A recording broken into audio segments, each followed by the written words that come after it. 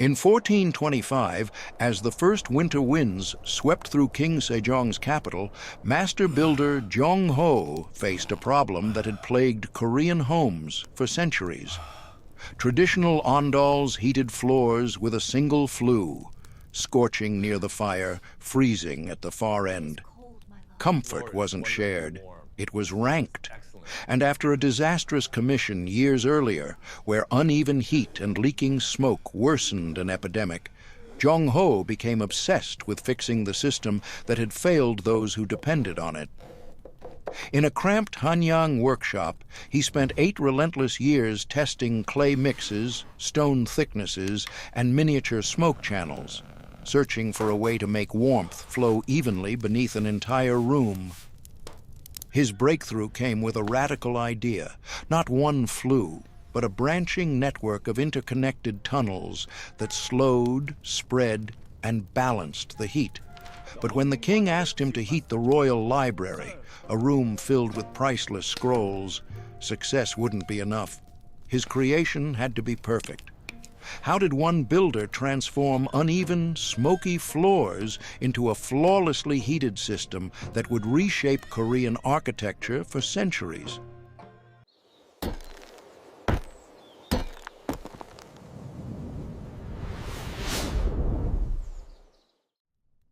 Part 1. The year is 1425, the 7th year of the reign of King Sejong the Great, a time of flourishing culture, scientific advancement, and artistic innovation in the Joseon dynasty. The place is Hanyang, the bustling capital city, a vibrant tapestry of royal palaces, government offices, bustling markets, and humble thatched roof houses. The air is crisp with the promise of autumn, the leaves of the ginkgo trees turning a brilliant gold, the sky a deep, cloudless blue. In a small, unassuming workshop in the heart of the city, a master builder named Jong Ho is consumed by a single, all-encompassing obsession: to perfect the Ondol, the traditional Korean underfloor heating system. At 50, Jong Ho is a man of quiet dignity, his hands calloused and gnarled from a lifetime of working with stone and clay, his face a road map of wrinkles etched by the sun and the wind. He is a man of few words, a man whose knowledge is not found in books, but in the feel of the stone, the texture of the clay, the subtle dance of heat and smoke. Jong Ho is a man of vision, a man who sees not just what is, but what could be. He sees the Ondol not as a simple heating system, but as a living, breathing entity, a heart that can warm a home, a soul that can bring comfort and well-being to a family. Born on March 12, 1375, in the small village of Andong in Gyeongsang Province, Jong Ho had learned the craft of Ondol building from his father, Master Daejung, who had learned it from his father before him. The art of Ondol construction had been passed down through 7 generations of his family, dating back to the late Goryeo dynasty in the year 1280, when his ancestor, a builder named Seong Ho, had first experimented with channeling smoke beneath the floors of a Buddhist temple. Jong Ho has spent his life studying the Ondol, learning its secrets, its quirks, its hidden potential. By the age of 25, in the year 1400, he had already built his first Ondol for a nobleman's villa in Hanyang. By the age of 30, in 1405, he had been commissioned to build an Ondol for a wing of Gyeongbokgung Palace. By the age of 40, in 1415, he had built Ondols for over 50 homes, from royal palaces to humble peasant cottages. He has seen the Ondol at its best, a source of gentle, radiant warmth that can keep a room comfortable even in the harshest of winters when the temperature outside plummets to minus 20 degrees Celsius. He has also seen it at its worst, a smoky, inefficient, and dangerous contraption that can fill a house with soot and carbon monoxide, causing headaches, nausea, and even death. The traditional Ondol, which had been in use for centuries, was a simple, straightforward design. A fire was lit in an outdoor furnace, the agungi, and the hot smoke was channeled through a single straight flue under the floor to a chimney on the opposite side of the house. The floor was made of thick stone slabs, which would absorb the heat from the smoke and radiate it into the room. It was a clever, ingenious system, but it was far from perfect. The main problem was the uneven distribution of heat. The part of the floor closest to the furnace would be scorching hot, while the part of the floor farthest from the furnace would be barely lukewarm. This created a hierarchy of comfort, with the warmest spot, the Orayet Mok, reserved for the head of the household, the elders and honored guests. The rest of the family had to make do with the cooler parts of the floor, the Witmok. Jong-ho believed that this was not just a matter of comfort, but of justice. He believed that every member of the family, from the oldest to the youngest, deserved to be warm. He believed that the Ondol should be a source of shared comfort, not a symbol of social hierarchy. He was determined to find a way to distribute the heat more evenly, to create an Ondol that would warm the entire floor with a gentle, uniform heat. His obsession had begun in the winter of 1417, specifically on December 20th, when he had been commissioned by the Royal Ministry of Rites to build an Ondol for the sick ward of the Seongyungwan, the Royal Academy. The commission had come with great urgency, as an outbreak of fever had swept through the academy, affecting over 30 young scholars. The existing sick ward, a cold, drafty room with only a small brazier for warmth, was inadequate for treating the ill students. The king himself, on December 15, 1417, had ordered that a proper Ondol be installed immediately. Jong-ho had arrived at the academy on December 21, 1417, and had immediately assessed the situation. The room was large, measuring 10 meters by 8 meters, with high ceilings and stone walls. It would require a substantial Ondol system to heat effectively. He had worked day and night from December 22nd through January 5th, 1418, to complete the Ondol. He had used the finest materials, granite slabs from Gangwon Province, each weighing over 50 kilograms, and clay from the Han River, mixed with rice straw for added strength. He had built a network of 3 parallel flues, each one running the length of the room, connecting the agungi to a tall chimney on the opposite wall. On January 6, 1418, the Ondol was lit for the first time. At first it seemed to work. The floor near the agungi became warm, pleasantly so. But as the hours passed, problems emerged. By mid-afternoon, the floor near the agungi was scorching hot, measuring over 60 degrees Celsius, hot enough to burn the skin. Meanwhile, the floor at the far end of the room remained cold, barely reaching 15 degrees Celsius. The young scholars, weak and feverish, had to be moved constantly, shuffled from one part of the room to another, seeking a spot that was neither too hot nor too cold. Worse still, smoke began to leak into the room through tiny cracks in the floor. The air became thick and acrid, making it difficult to breathe. Several of the scholars began to cough violently, their condition worsening. On January 8, 1418, one of the scholars, a young man named Yoon Seok, just 18 years old, died.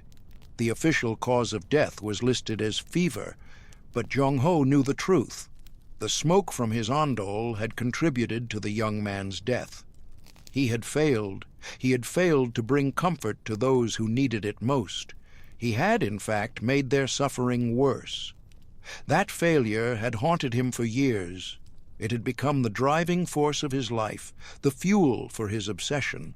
He had spent the past 8 years, from 1417 to 1425, experimenting with different designs, different materials, different techniques.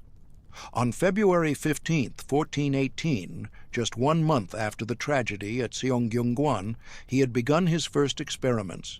He had built a small-scale model of an Ondol system in his workshop, a miniature version measuring just 2 meters by 2 meters. He had tested it with different types of fuel: pine wood, oak wood, rice straw, and even dried cow dung. He had measured the temperature at different points on the floor, recording his observations in a leather-bound notebook. On March 20th, 1419, he had built his second experimental model, this one with a serpentine flue design, a single channel that zigzagged back and forth across the floor like a snake. The results were promising. The heat distribution was more even than the traditional straight flue design, but the smoke moved too slowly, and the room filled with soot.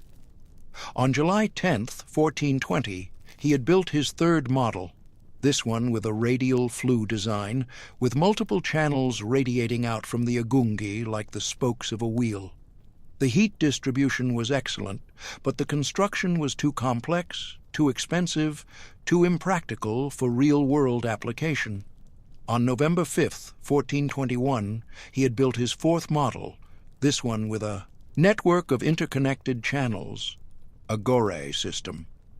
This was the breakthrough he had been searching for.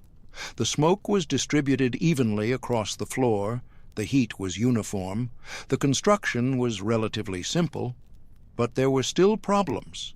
The smoke moved too quickly in some channels, too slowly in others. He needed to find a way to control the velocity of the smoke, to balance the flow.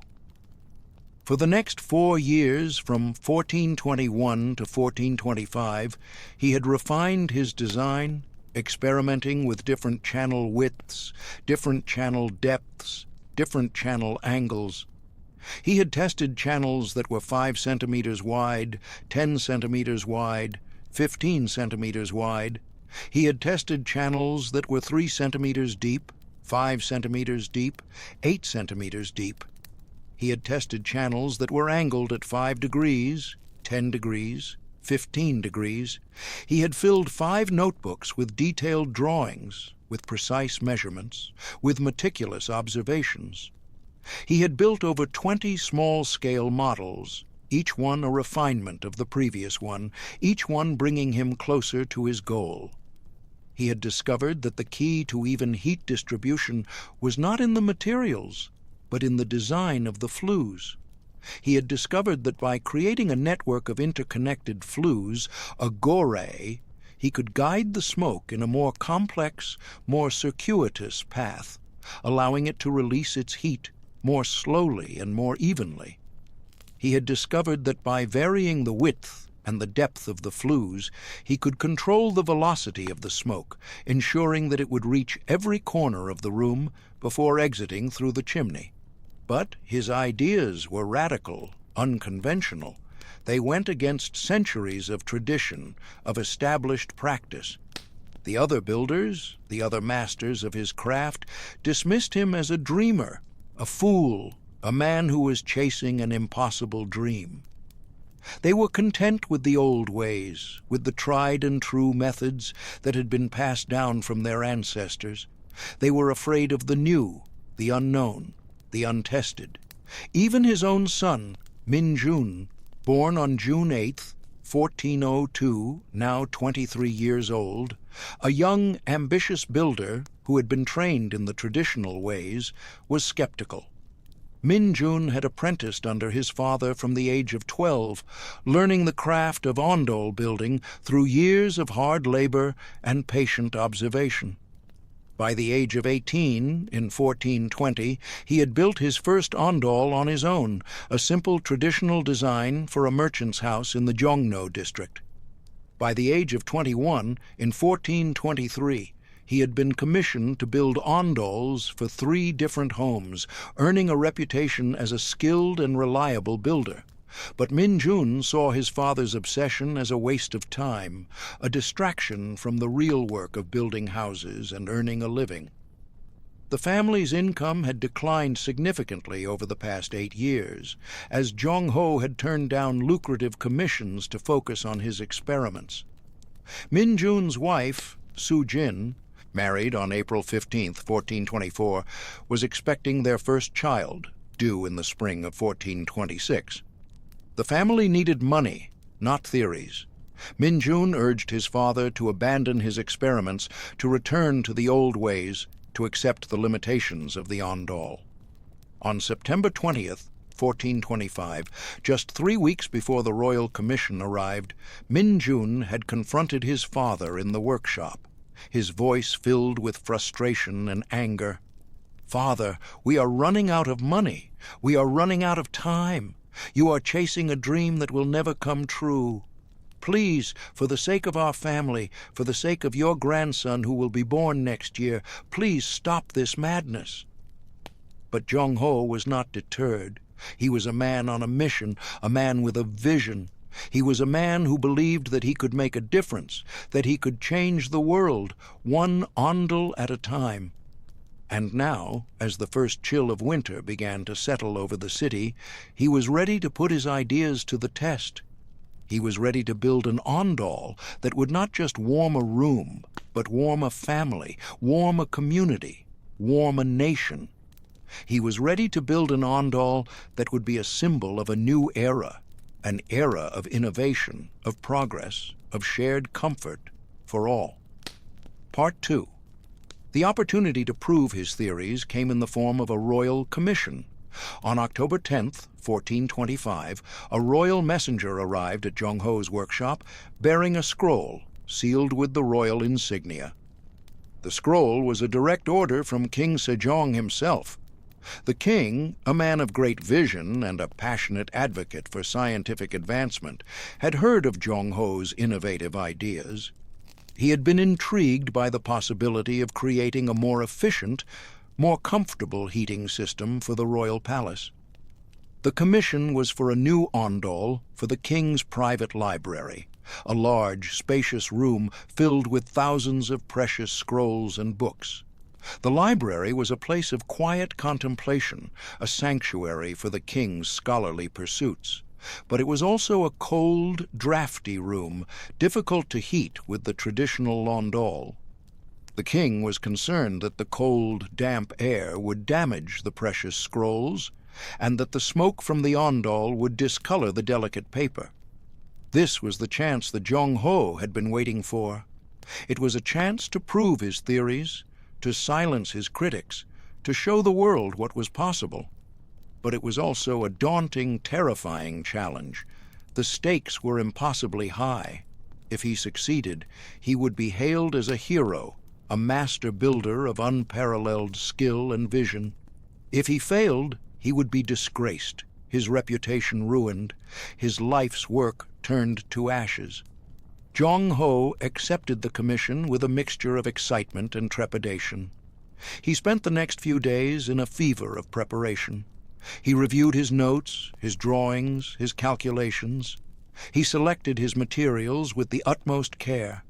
The finest granite from the mountains of Gangwon Province, the purest clay from the riverbeds of the Han River, the most perfectly seasoned pine wood for the fire. He assembled his team of builders, a small, hand-picked group of men who had worked with him for years, men who trusted his vision, who shared his passion for innovation. He explained his new design to them, his voice filled with a quiet, confident intensity. He showed them his drawings, his models, his detailed plans. He explained the principles of his new design, the network of interconnected flues, the varying widths and depths of the channels, the carefully calculated velocity of the smoke. The builders were skeptical at first.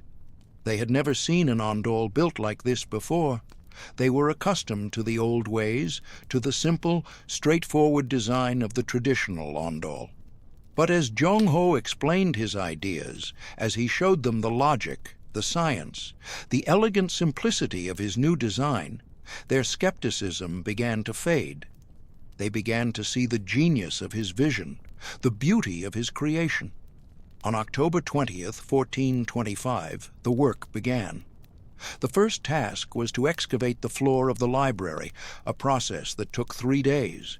The old Ondol was dismantled, its stone slabs and clay bricks carefully removed. The floor was dug to a depth of 1 meter, creating a large open space for the new Ondol. Next, the foundation was laid. A layer of sand and gravel was spread over the floor, creating a stable, level base for the new Ondol. Then the stone piers were erected, a series of short, sturdy pillars that would support the floor of the Ondol. The piers were arranged in a precise geometric pattern, a pattern that Jong-ho had designed to optimize the flow of smoke. Then came the most crucial part of the construction, the creation of the gorai, the network of interconnected flues. This was where Jong-ho's genius truly shone. He did not build a single, straight flue, but a complex labyrinthine network of channels that snaked their way across the floor of the room.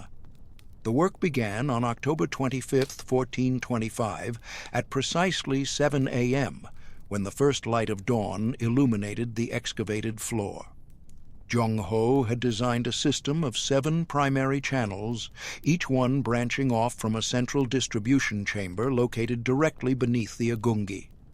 The distribution chamber was a circular cavity, measuring 60 centimeters in diameter and 30 centimeters deep, designed to allow the hot smoke to spread out evenly before entering the individual channels.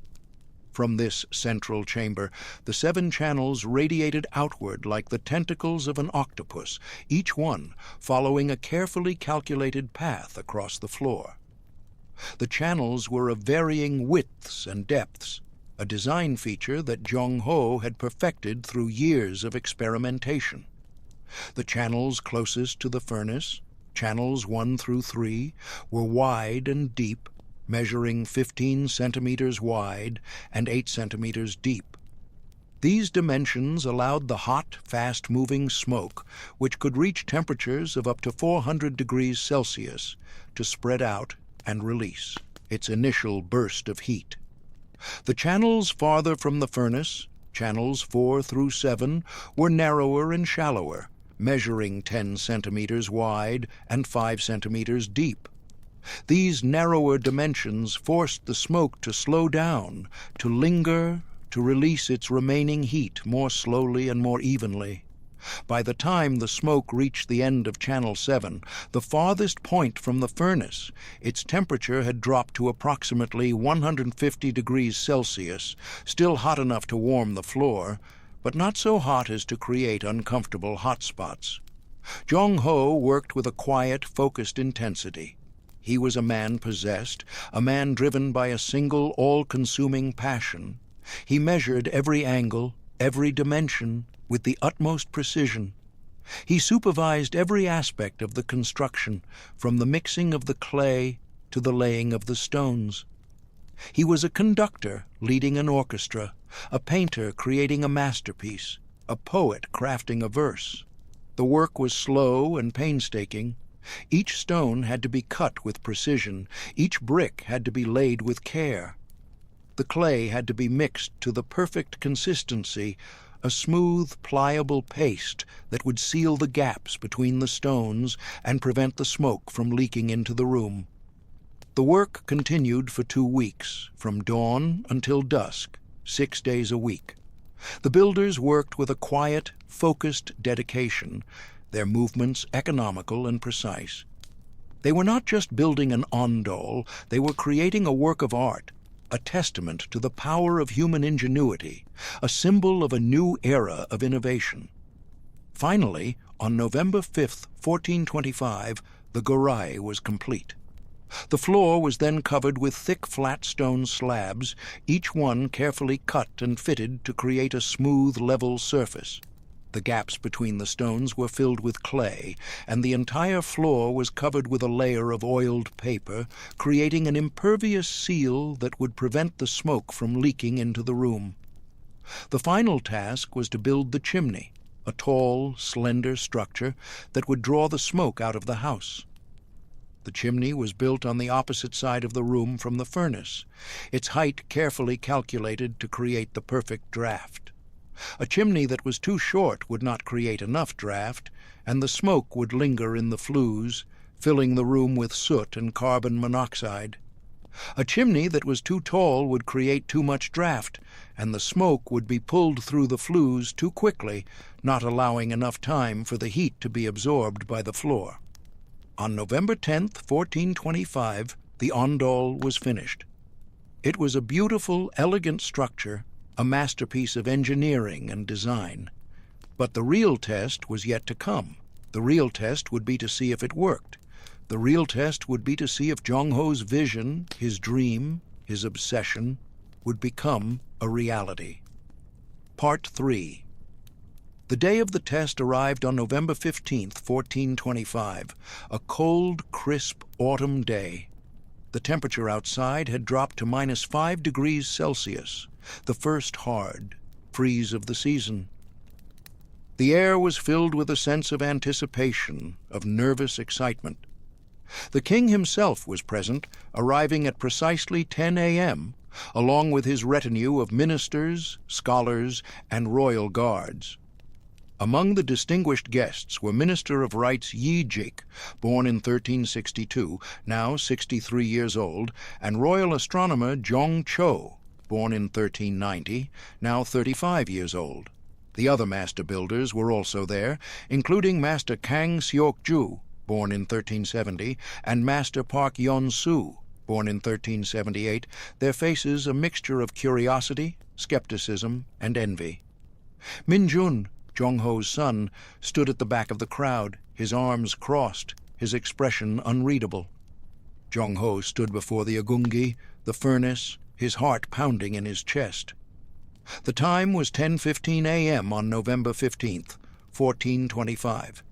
He took a deep breath, his hands steady, his eyes focused. He lit a torch and thrust it into the furnace, igniting the carefully stacked pine wood, which he had personally selected on November 12th from the royal timber yard. The wood caught fire with a whoosh, the flames leaping and dancing, casting a warm, flickering glow on the faces of the onlookers. For a few moments nothing happened. The crowd watched in silence, their breath held in anticipation. Then a thin wisp of smoke appeared at the base of the chimney, a sign that the smoke was being drawn through the flues. The wisp of smoke grew into a steady stream, a sign that the draft was working, that the Ondol was breathing. Jong-ho placed his hand on the floor near the furnace. It was still cold. He waited. He waited for the heat to travel through the flues, to warm the stone, to radiate into the room. The minutes ticked by, each one an eternity. The crowd grew restless. The other builders began to whisper among themselves, their skepticism turning to scorn.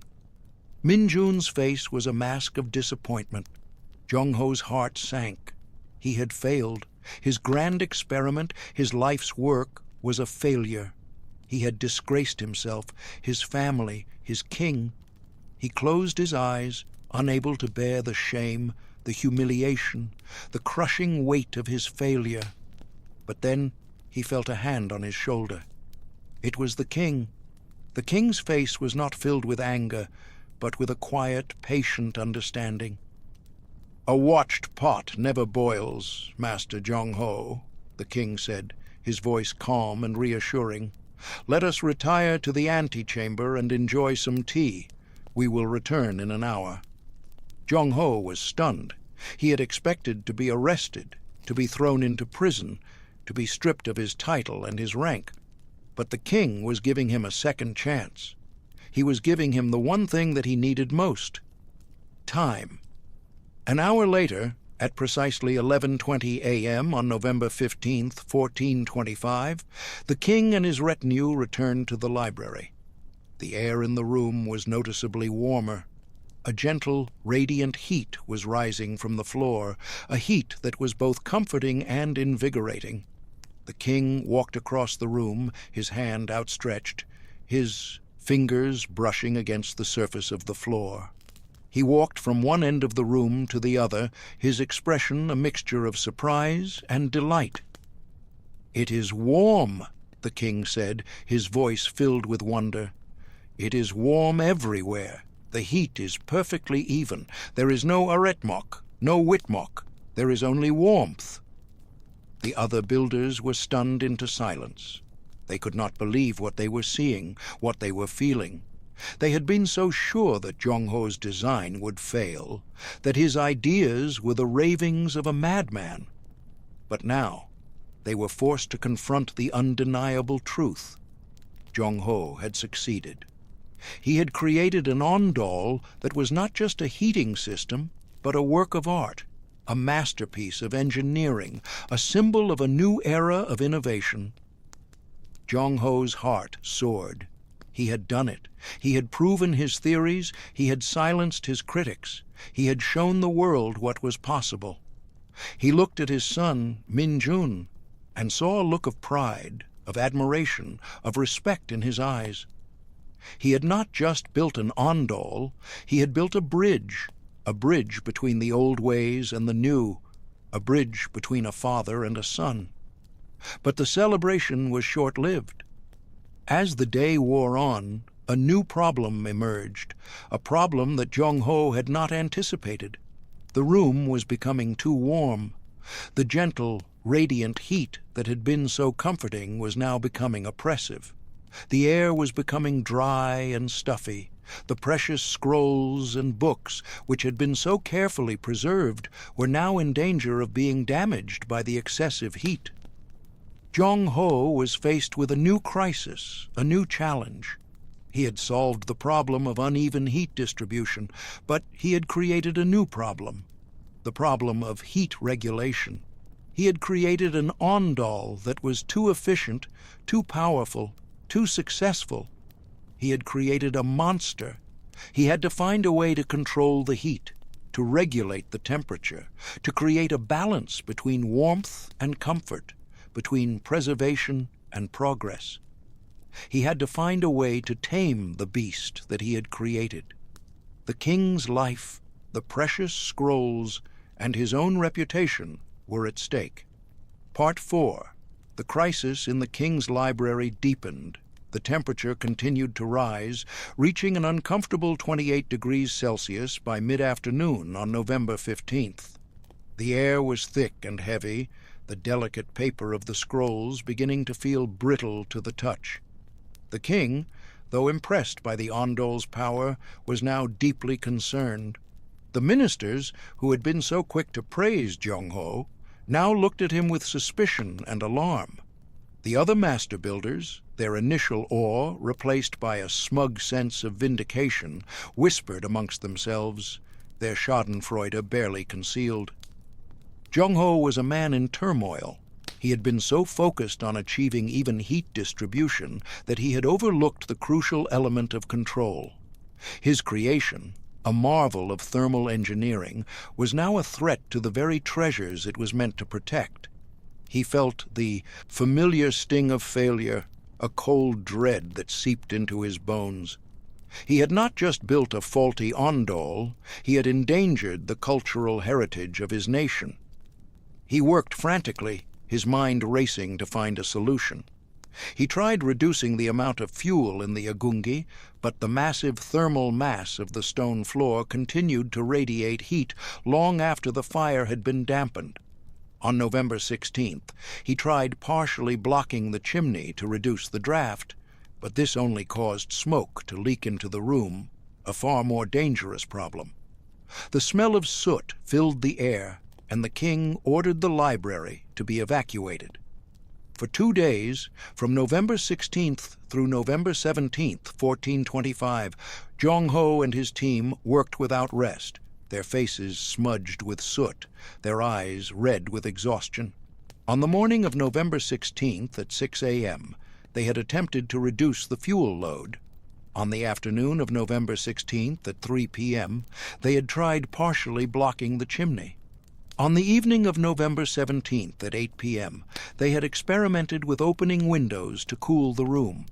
They tried everything they could think of, but nothing worked. The Ondol was a wild, untamable beast, its power a force of nature that could not be easily controlled. Jong-ho's confidence was shattered. He was a master builder who had lost control of his own creation. He was a man adrift in a sea of his own making, his reputation sinking with every passing hour.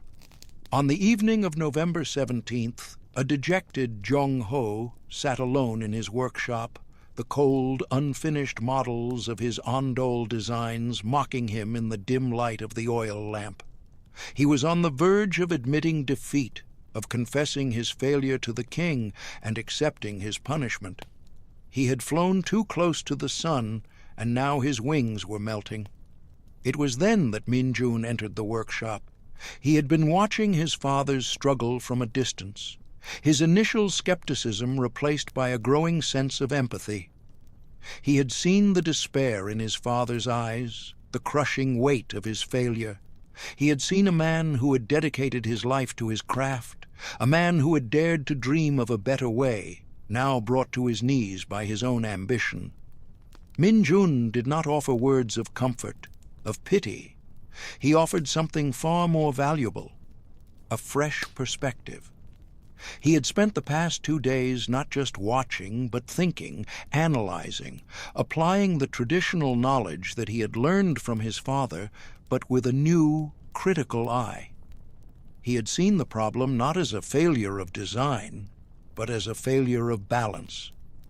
"Father," Min-jun said, his voice quiet but firm, "you have created a perfect system for distributing heat, but you have forgotten the other half of the equation, how to remove it.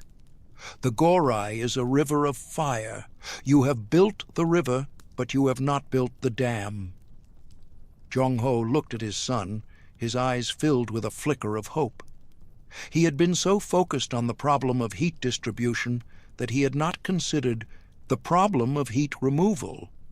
He had been so obsessed with the idea of a single unified system that he had not considered the possibility of a dual complementary system. Together, father and son began to work, their hands moving with a shared purpose, a shared vision. They did not build a new Ondol, but modified the existing one. They did not tear down, but built upon. They did not reject the old ways, but integrated them with the new. The solution was breathtakingly simple, yet profoundly ingenious. They created a bypass flue, a secondary channel that would allow a portion of the hot smoke to be diverted directly to the chimney, bypassing the main network of flues. The bypass flue was controlled by a simple damper, a stone slab that could be opened or closed to regulate the amount of smoke that was diverted.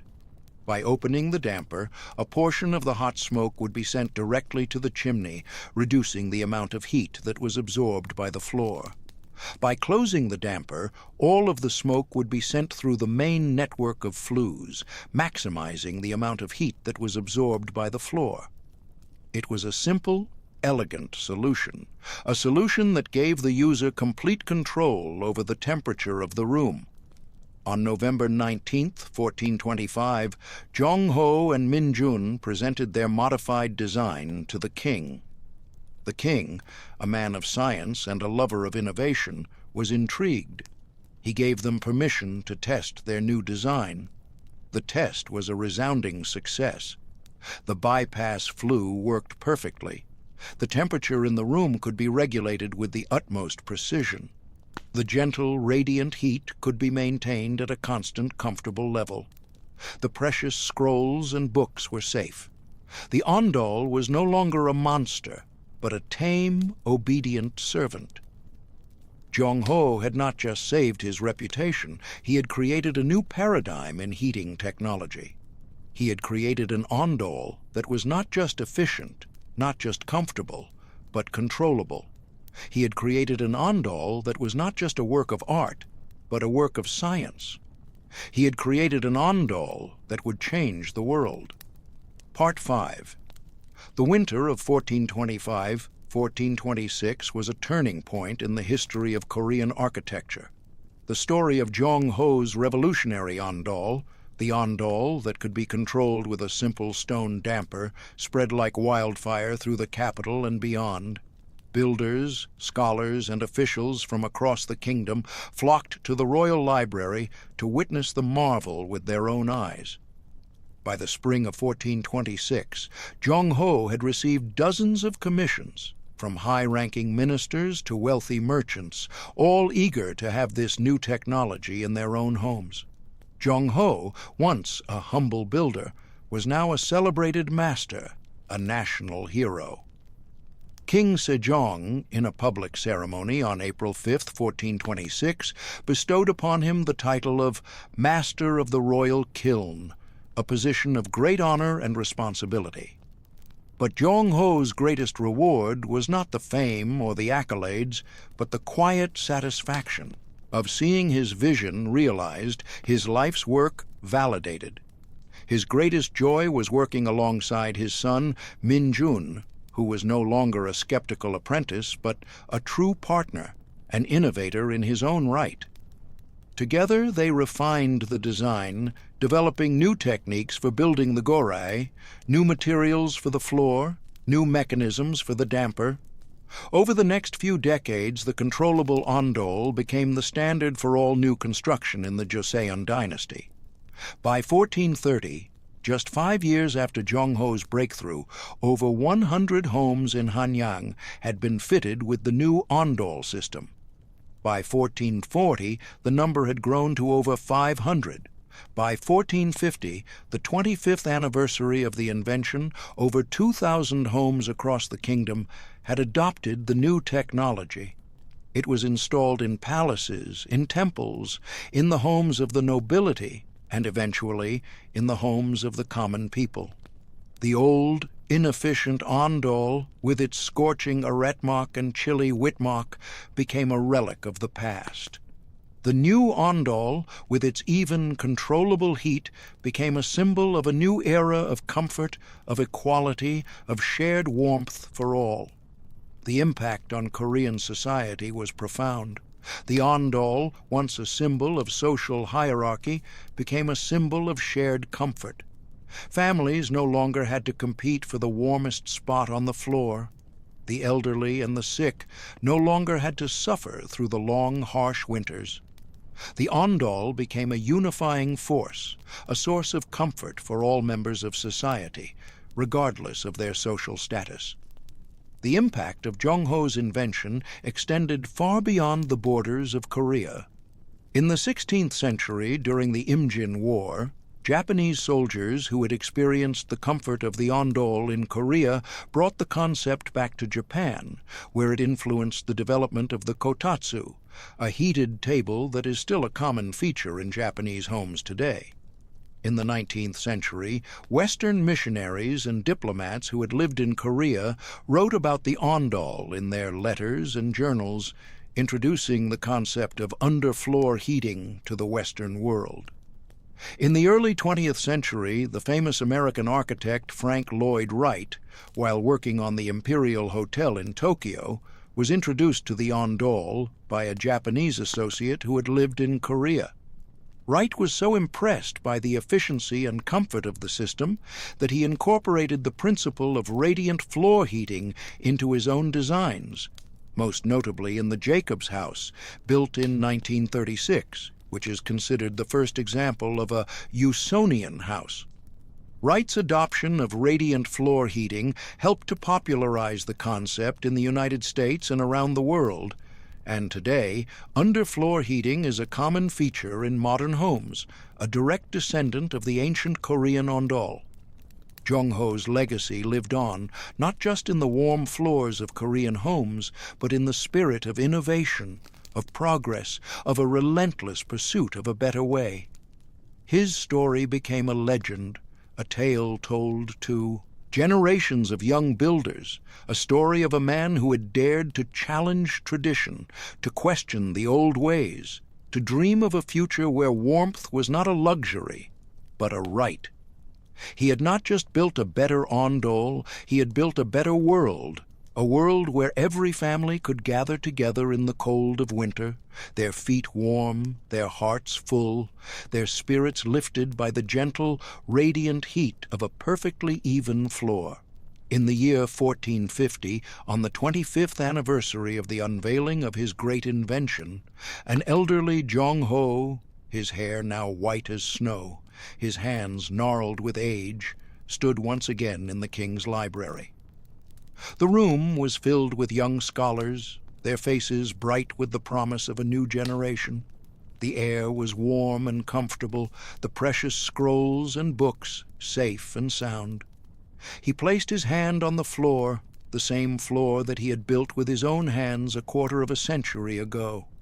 It was still warm, still even, still perfect. He had not just built an Ondol, he had built a legacy that would outlive him, outlive his king, outlive his dynasty. He had built a legacy that was as enduring as the stone, as timeless as the heat, as universal as the human need for warmth.